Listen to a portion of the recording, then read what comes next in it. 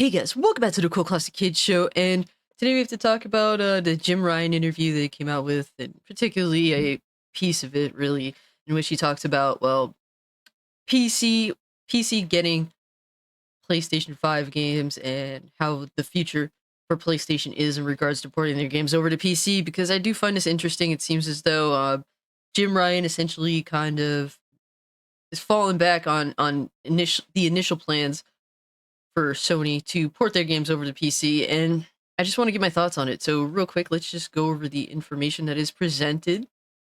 And Sony CEO Jim Ryan says PS5 exclusives won't launch on PC day one.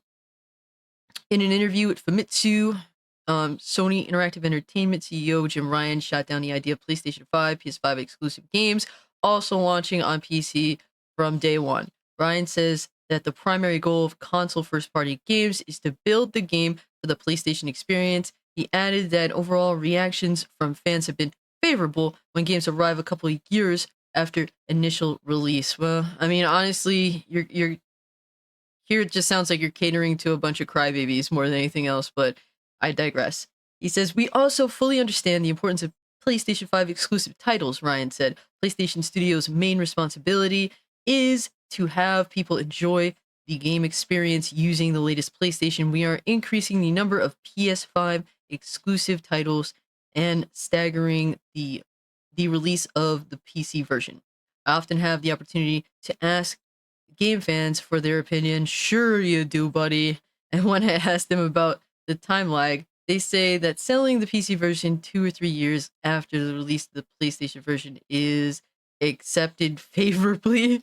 What fan is gonna tell you that? I don't understand. Like, it's weird. But Ryan's comments come as Sony has been more open to porting the PlayStation exclusives to PC in recent years.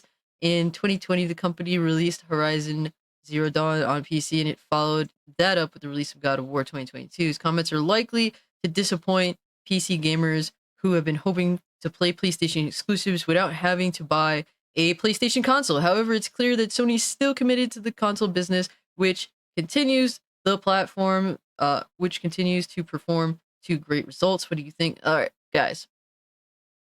Honestly, my first thoughts here are, well, if your PC ports are going to come out as garbage as The Last of Us, Part One came out on PC, well, you can keep that. You can keep that bullshit straight up.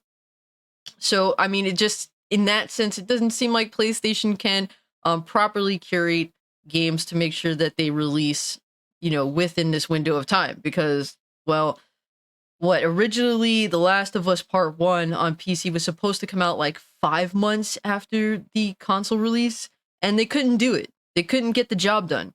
And as a result, well, they had to perform nefarious things, such as not giving out review codes of the game to try and basically fool the PC fan base into buying their broken trash game. So on that front, it just seems like to me they realized that, yeah, we can't release these games within a year of the PS5. They just don't have the horsepower, it seems like, lol, to be able to do that. So I'd rather have games come out 2, 3 years later and actually be, good working order than them release these games broken as hell 5 months after launch or day and date. Now, honestly, you have to bring up the reality that with PlayStation, a lot of their games that they're developing right now are, not just multiplayer games, but games as a service games. These are games that a lot of them likely will fail. And so I would like to see Jim Ryan and PlayStation be consistent on this front with saying, well, we're not going to do day and date with our PlayStation Studio games. And it's like, well, you guys are developing a hell of a lot of service-based games.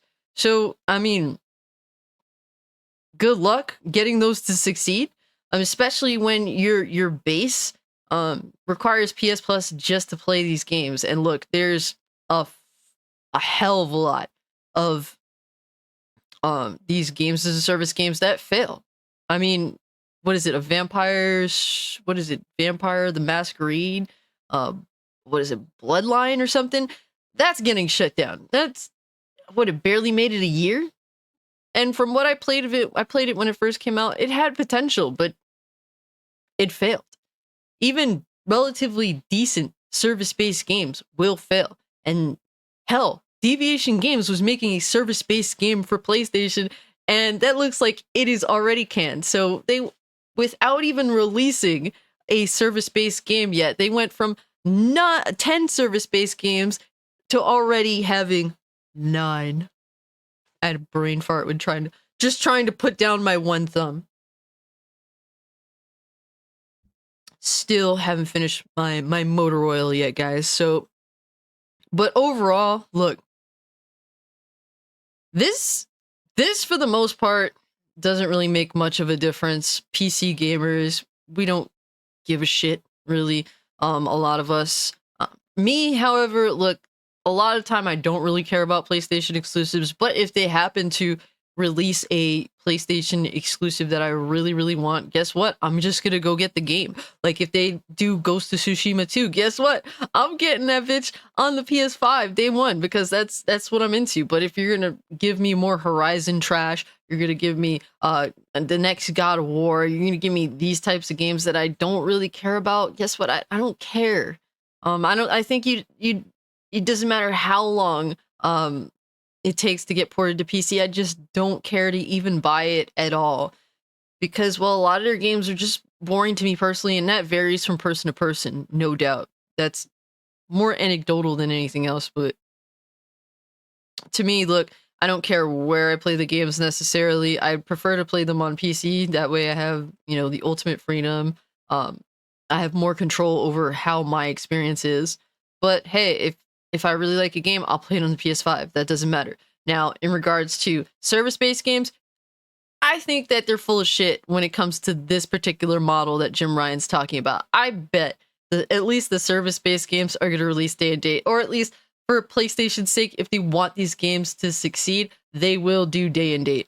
But if not, hey, good luck with getting those fucking games to succeed. There's way too many of them that fail, and there's already too many of them that exist out in the wild.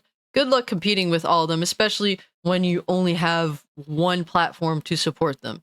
But yeah, guys, if you are a PS5 player and you're looking forward to these, multiplayer games that are service model based games, I'd say be careful, because, well, it doesn't seem like PlayStation has much of a problem basically throwing you on the Titanic, on a sinking ship, especially if they're going to adhere to this 2 to 3 year later release window.